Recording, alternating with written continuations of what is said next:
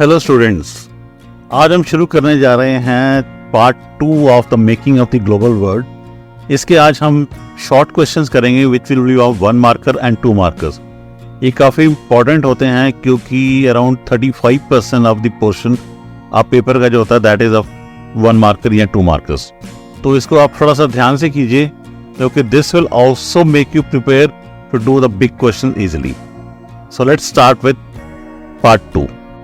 Question number 1 says, name one earliest form of currency. Answer to question number 1 is cowries. The Hindi kauri or seashells were used as a form of currency. Question number 2 says, when did the Great Irish Potato Famine take place and what were its results? Answer to question number 2 is, the Great Irish Potato Famine took place during 1845-1852. As a result of it, around 10 lakh people died of starvation in Ireland and double the number emigrated in search of work. Question number 3 says, what was the effect of potatoes on the lives of the poorest in Europe? Answer to question number 3 is, the new crops of potatoes made a great change in the lives of poorest in Europe. In Ireland, poorest peasant became so dependent that when disease destroyed the potato crop in the mid-1840s, thousands died of starvation. Question number 4 is, how did the discovery of America in the 16th century transform trade and lives everywhere? Give one example. Answer to question number 4 is, precious metal, particularly silver from mines located in present-day Peru and Mexico, enhanced Europe's wealth and financed its trade with Asia. Question number 5 says, what was rinderpest? Answer to question number 5 is, it was a fast-spreading disease of cattle plague that affected Africa in 1890s. Question number 6 says, state any one bad effect of expansion of trade and a close relationship with the world economy. Answer to question number 6 is, it resulted in a loss of freedoms and livelihoods. African continent was divided by big European powers between them. Question number 7 says, which crop was grown in India and exported to China by the Britishers? What was its importance? Answer to question number 7 is, the first point is opium. Second is, the money earned through the export of opium was used to finance tea and other imports from China. Question number 8 says, name a few important persons who have descended from indentured labor migrants from India. When was this system abolished? Answer to question number 8 is, first is V.S. Naipaul, Nobel Prize winning writer. Second is Shiv Narayan Chandrapal, cricketer. Third is Ram Naresh Sarwan, cricketer. And the indentured labor migration was abolished in 1921. Question number 9 says, what were home charges? Answer to question number 9 is, home charges included private remittance to home by British officials and traders, interest payments on India's external debt, and pensions of British officials in India. Question number 10 says, who were Shikarpuri Shroff and Nattukotai? Answer to question number 10 is, they were amongst the many group of bankers and traders who financed export agriculture in Central and Southeast Asia using either their own funds or those borrowed from the European banks. Question number 11 says, why the First World War is called the first modern industrial war? Answer to question number 11 is, because machine guns, tanks, aircrafts, chemical weapons, etc. were used. These were products of modern large-scale industry. Question number 12 says, describe any one feature of assembly line method.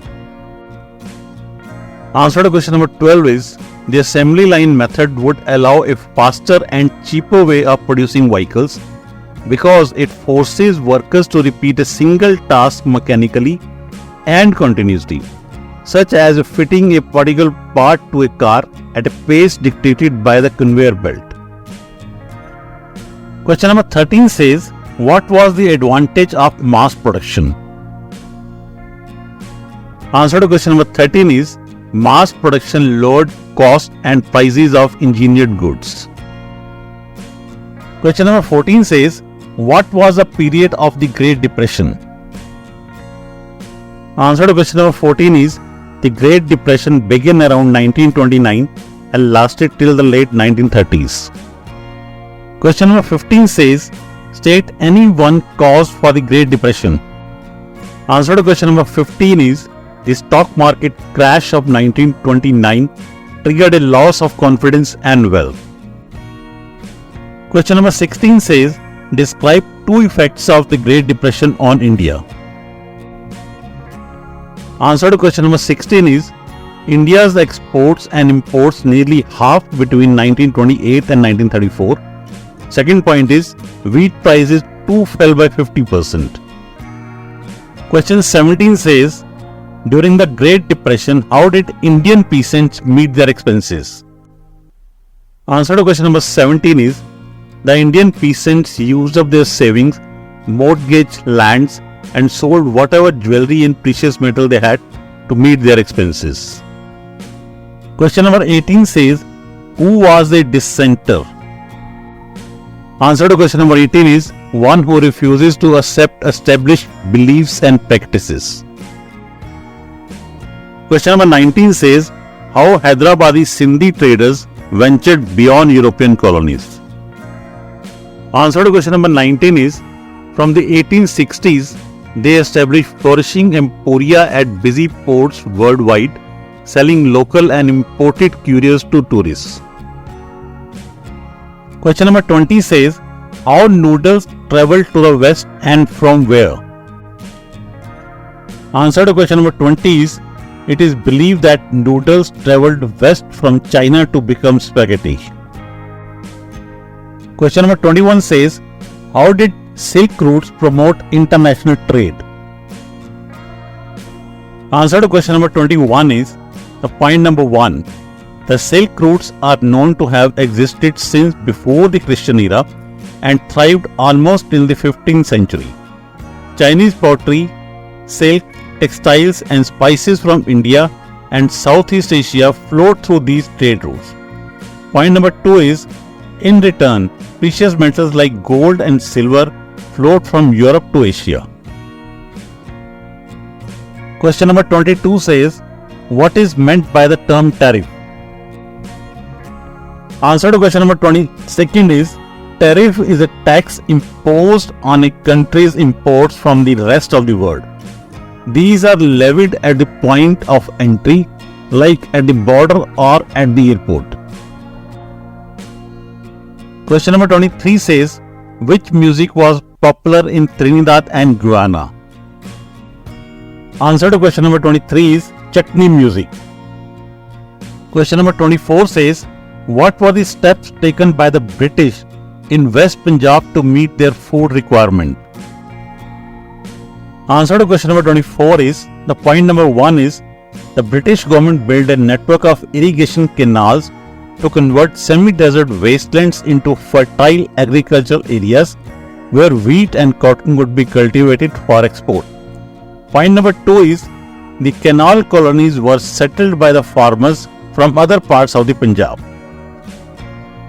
Question number 25 says, what is the rearing of silkworm for the production of silk fiber known as?